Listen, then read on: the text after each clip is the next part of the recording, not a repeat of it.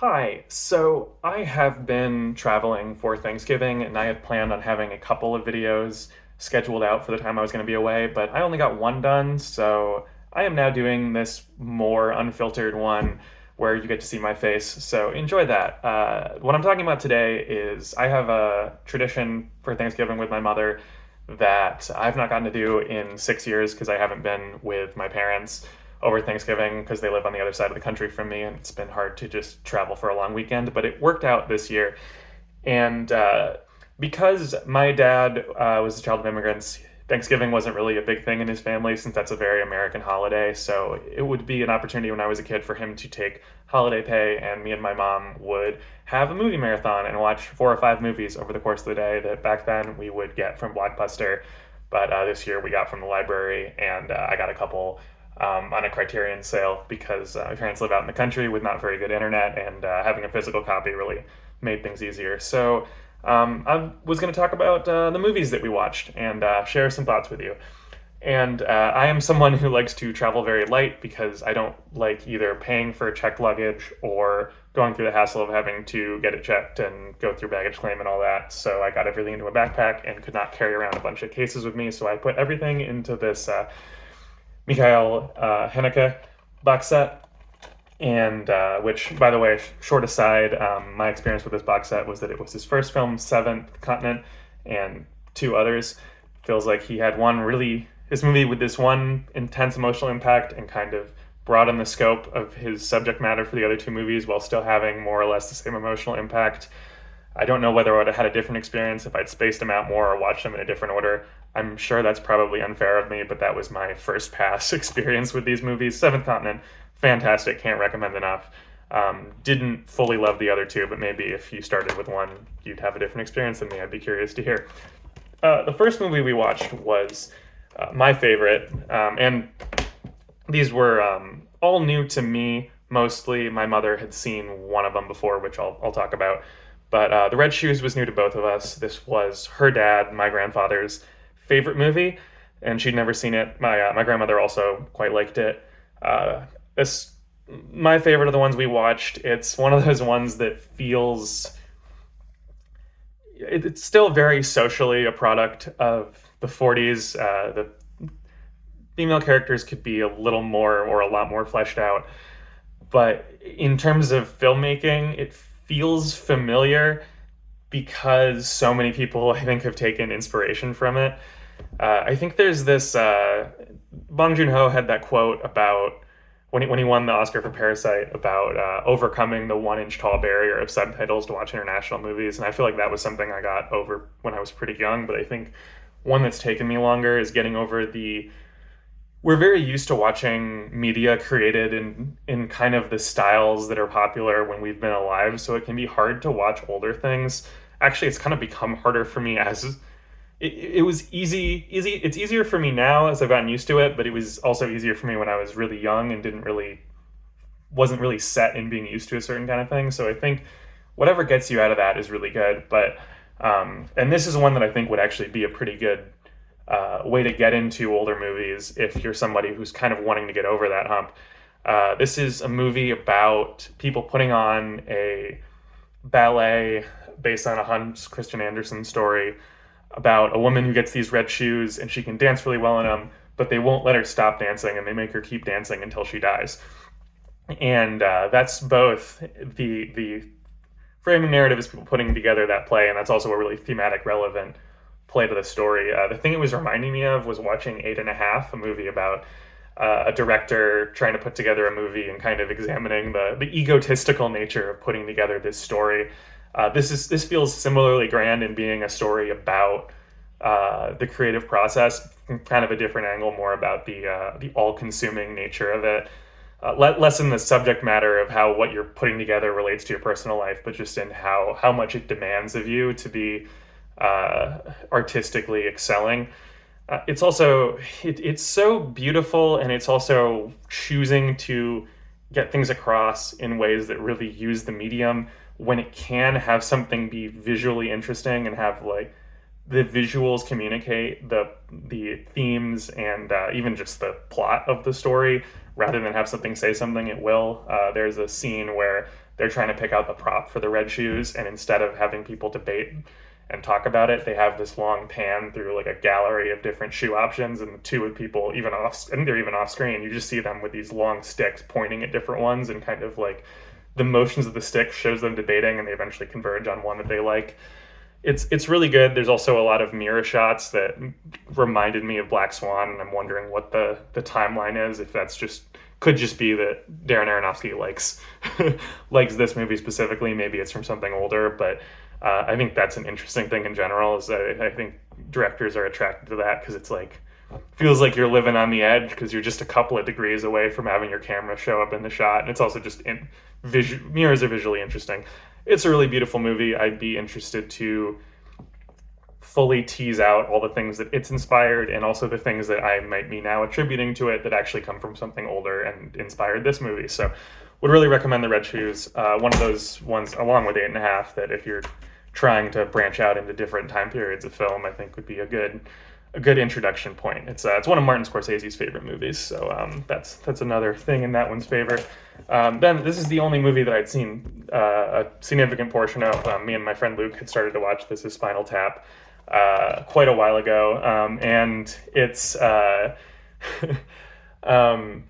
really good. Me and my mom both talked about how neither of us were super familiar with maybe some of the documentaries it's parodying. For those unfamiliar, it's a parody documentary about a 60s rock band now in the 80s, kind of at the tail end of their popularity, parodying some of the behaviors of rock groups.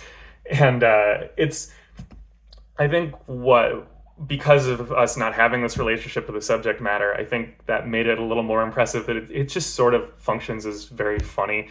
The documentary style, the like deadpan of all of the filmmaking of it, really just nailing kind of the grammar of something that feels like a documentary. And even if we haven't extensively seen stuff, I've seen clips of newsreels and documentaries from the 80s, and that is always really funny to just let the thing on screen be funny whilst keeping everything dry. Like there's a back and forth with the band manager where Rob Reiner, who's both playing the director of the movie and was the actual director of the movie, is talking to him and going, So you used to play stadiums of 15,000 people, and now you're playing stadiums of 1,500. Does that mean the band popularity has diminished? And the manager doesn't skip a beat, and he's like, no, it's just our fan base has gotten more selective, and not like pausing for laughter, just letting it keep going. It's always funny. Saying something's timeless is always going to be a little bit fraught because there's so much that we're going to miss that is really specific to the span of years that we've been alive from, even if it does kind of encapsulate stuff on either side of it. But it's funny beyond the scope of just being a product of the 80s. It's a good movie, and I think that it's funny in ways beyond just like the cultural impact of this one goes to 11. It's a very good mockumentary. And also, from what I understand, in hindsight, is not the first mockumentary, but is very responsible for that term having the popularity it does now. And then we watched The Piano, which neither of us had seen. I had seen Power of the Dog by Jane Campion, same director, and I'm blanking on the name of the miniseries that Top of the Lake. That's what it is. I think I believe that's either directed by her, has some heavy involvement from her. My mom had seen that, I hadn't, and we both really liked this. I think this is one that I'm feeling myself liking more and more the further I'll get out from it. If you'll allow me to be a little bit flowery in the way I talk about it, it's kind of like a piano chord that's just kind of ringing and sticking with me. Particularly the final frame of it really tied it together. This is about a woman with selective mutism is the term that I could find that I believe is the most up to date. She is physically able to talk but does not. She has gone to marry a man in very early colonization New Zealand with her daughter over from Scotland. It's her and her daughter arriving, and him into this very unhappy and sort of cruel marriage to Sam Neill, This movie came out the same year he was the lead in Jurassic Park. And the thing that I think on first viewing really came across was Sam Neill's character being this, and I know someone's gonna groan in saying this, but like the fact that he is white and a man is incredibly relevant to the story, because so much of it is of his character is him not being able to conceive either the Maori people on his island or his wife as having humanity in the same way he does. He's not able to understand that they're motivated by like having interests or having connections to maybe the land around them having being grave sites for human beings that they have respect for in the same way that Europeans would have respect for a cemetery. And that comes across really powerfully in a way that I think gives him enough humanity that it doesn't come across as preachy, but manages to explain the thinking of a lot of people that shaped this part of history. And then Holly Hunter's protagonist is incredible I think in being somebody who isn't speaking. It really allows Jane Campion to use the power of film and the image to capture her expressions and what she is taking in. And then her main form of expression is through playing the piano, hence the title of it. And that's all really powerful. And I'm still, like I said, it's still ringing in my head and sticking with me. But after moving on, I'm looking at my timer here, and I'm trying to spend about 4 minutes on each movie. So I think we're on schedule. Oh, that was one other thing I want to say. With the piano, it's there's a soapbox to this. I am someone that cares about social justice, and I think it's very just humanly good to have women be able to express themselves through film. And I think that it gets brought up, but it really is just staggering how much directing and screenwriting are male dominated. We've had almost 100 years of Oscars. 5 people get nominated for Best Director every year, so we're coming up on about 500 nominations for that. 9 of them have been for women. 2 of them were Jane Campion. 1 for this movie for the piano, and 1 more recently for Power of the Dog. And that's a staggering difference, and we're losing a lot. As I said, both it's socially important. Real human beings make movies, and that amount of inequality is going to create a lot of human anguish for the people working directly in the industry. That represents, that's not just an end product thing, that's a thing that I'm sure represents a lot of interactions and ways people are treated that have that end result. On top of that, it also means that the world is missing out on a lot of really good stories like this. So I know that someone is going to be groaning at this. Partially, another reason I say it is that for someone who is going to have that reaction, I think that I'm happy to talk to people who want to broaden their horizons, but I'm also happy to alienate people who are going to just gut reaction disregard me for that.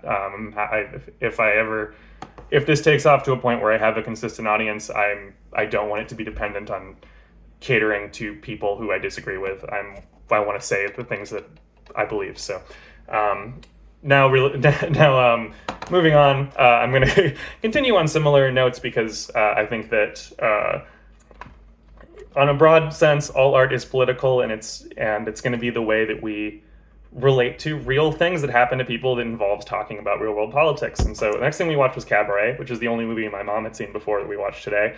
I was only kind of aware of this, but it hadn't fully sunk in for me that this movie is set in 1931 Germany. I hope this is not too much of a red flag, but I'm really interested in interwar, particularly pre-Nazi Germany, the Weimar Republic, between 1918 and 1918 and 1933, because it's this period of time where so many different visions of what the world can be had really large, like, organized groups of people behind it, whether it was communism, more like a further left social democracy, kind of a more centrist, modern, democratic capitalism, or this oligarchy, a monarchy, or the very, like, newish for the time brand of fascism that ended up winning, where all those ideas were together. And I think that it's a thing that feels important to me to look at, although it's an area where I know enough to be annoyed by people kind of just um, ramming that part of history into kind of a limited American framework of a bi-party system of comparing figures like Joe Biden to uh, I'm blanking on the guy's name. I should know it, but Biden to Hindenburg, which are like it's very not a perfect analogy and very forced and from a very American perspective. But nonetheless, it's a really interesting time, and I think a couple things that this portrays that I know enough about to at least be like excited about is the fact that that period of Germany was a really big time for LGBTQ rights. Like there were some at this point there was like a 30-year-old homosexual advocacy organization in the country. There was a trans research movement and a trans rights movement. That's not like this is a thing that existed. It is obviously third genders and trans rights predate this, but they're at least this old. It's not a particularly modern conversation, and it's one that part of the reason we don't know that it's existed for that long and it doesn't have more of a popular presence is that a lot of that research was destroyed by the Nazis. And to show this movie shows a lot of queer people existing in this cabaret theater scene in the 1930s in Berlin, of a culture that isn't understood today because it was destroyed by the Nazis. So their exterminationist project shut off a lot of this history successfully, unfortunately, and lends to this idea that modern LGBTQ movements are this new fad. It was successful, and that's like a really scary thing, and it's I think a beautiful thing that is kept alive in this movie. Another thing it's portrayed is the upper class thinking that Nazis could be used as a tool to suppress workers' movements and suppress communism, suppress the Social Democratic Party, that could then be ultimately made subservient to their ends. And I think that it's portrayed in this character Max, which is also my name, unfortunately, who says pretty much something to that effect, being a richer German, saying obviously like I don't like them, but they serve a purpose. And I think that is a really kind of under talked about thing. The book The Wave is how I was kind of taught about the way Nazism spread, and I think the thing that's under taught about in America is the extent to which it was they were seen as sort of inconvenient bedfellows who were who much of the conservative and upper class in Germany didn't quite agree with, but were still more convenient than having to pay more taxes or give over more power to worker unions or collectives. And I think that that's an important thing to get across. And they also portray, there is a song, and I've forgotten the name of it, where they're just out in the country and this Hitler Youth gets up and starts singing this really beautiful song, and it gets everyone really excited. And I think that there's a quote that if I had been more prepared, I would have looked up the author of before this, about the idea that an American equivalent of fascism would be the most American it could be. It wouldn't be, we have this image of German fascism as being this goose stepping, which I think is an understandable image that they would want to get across to America of being feared, but inside the country there was a lot of appeal to German tradition of the countryside and enjoyment of the land and this cheery singing that it sneaks up on you. It uses very commonly agreed upon imagery, and I think that's a very powerful thing that I do unfortunately see parallels in kind of directions of American politics. And I've said a lot about politics and my interest in this point of history. I think that I appreciate the way it's in this movie, and I'm not just saying because I agree with it. I think that these things each of these aspects is communicated really powerfully by having them be in characters who would likely have had these beliefs and expressed them in this way. I also think that the way it is a musical is really effective, where it's showing these. I think it's kind of like an underground sub basement club that's putting on all of these shows with a lot of queer people, and I'm not entirely. I should have been more versed on. I'd be interested to hear a modern accounting of how it does sort of use transness as a punchline, but I'd be interested to hear someone else's perspective. I'm not going to come down anywhere particularly strongly on it, but it is showing a lot of queer people existing underground, and a lot of the music is performances that are expressing emotions of a certain scene or what a character is going through.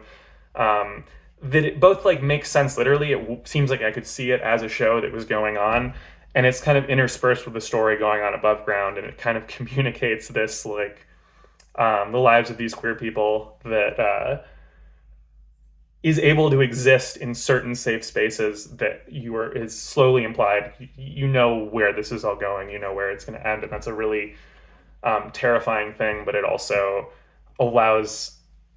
It's not that the songs are realistic. It's not that I need realism in a musical, but the musical numbers are able to kind of show things rather than tell them. It's not just characters saying what they would say as dialogue, but saying it in song. I don't know that a musical can't be good doing these things, but I really appreciate that this one is one that uses its musical numbers in more of an abstract, but still, and it's not even a hard to interpret way. It's pretty easy to know what every song is about. There's one just about it's called Money, and it's just about like all the power and greatness that money brings into your life, and it's really blunt, but it works both as a song and it has a good emotional impact. I thought this was really good. I probably would not have watched it if my mom had not recommended it, and I'm really glad she did. I'm excited to watch All That Jazz sometime soon by the same director. And finally, we watched one that this was my mom's least favorite, and she she has admitted it might have been just after watching all these movies, and it might have also been that it's maybe a more like guy type humor. We watched, and this is a pretty boring Blu-ray cover. We watched Barcelona, which is a Whit Stillman movie. I've been on kind of a kick of his because I got one of his movies from a bargain bin, Last Days of Disco, which I talked about in my last video, and absolutely loved it. And I feel like watching his movies, like there's an alternate reality where like literally it's one of those like butterfly wing flap things where if one thing had gone slightly different, he would have been like the 90s John Hughes. He makes these like they're not quite as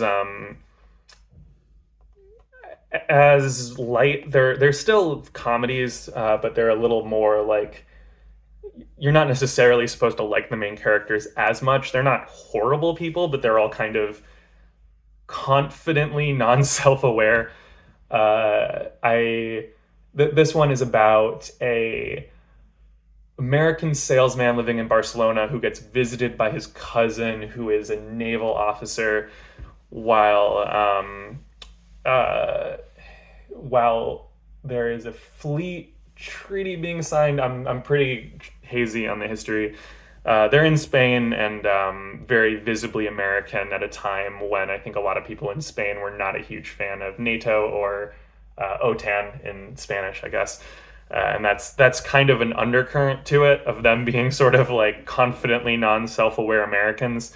And it's just there's an actor who's in all three of the movies I've seen of his. Was Last Days of Disco, this, and Metropolitan. I guess that's in backwards release order, and he plays it's hard because he has reoccurring characters, like these all take place in the same continuity, but he plays a different one in each, and I just think he is the heart and soul of these movies. He's just reacts to everything with this like indignation of like someone he whatever criticism is directed towards him, he's so good at dodging it and then directing it back in a way that's funny. Like I'm trying to remember like a particularly good one of his. Like he's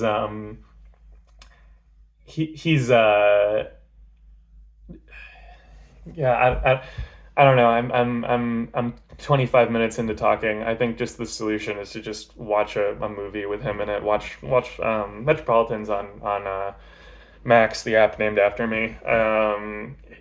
And yeah, I think I'm getting kind of similar to where where my mother was, where I've been talking about movies for 25 minutes. But um, as much as that was probably my second favorite one, and it's honestly, I think of the ones here, it's one of the easier watches if you're going to get into that sort of thing. Part of the reason I'm doing this is to not overthink things and feel a little better, kind of just putting things out into the world. And I know that the people who have watched this far are usually going to be my subscribers or people that generally enjoy the things that I do, and it's not going to get the same views as other stuff, and kind of okay with that. And I guess I wanted to say thank you for those of you who are still around for here. We people making YouTube videos can see the percent of people that actually make it this far, so I appreciate you. Happy post Thanksgiving and holidays. Hope you had some good meals, and I'll see you next week with something a little bit more high effort. Bye.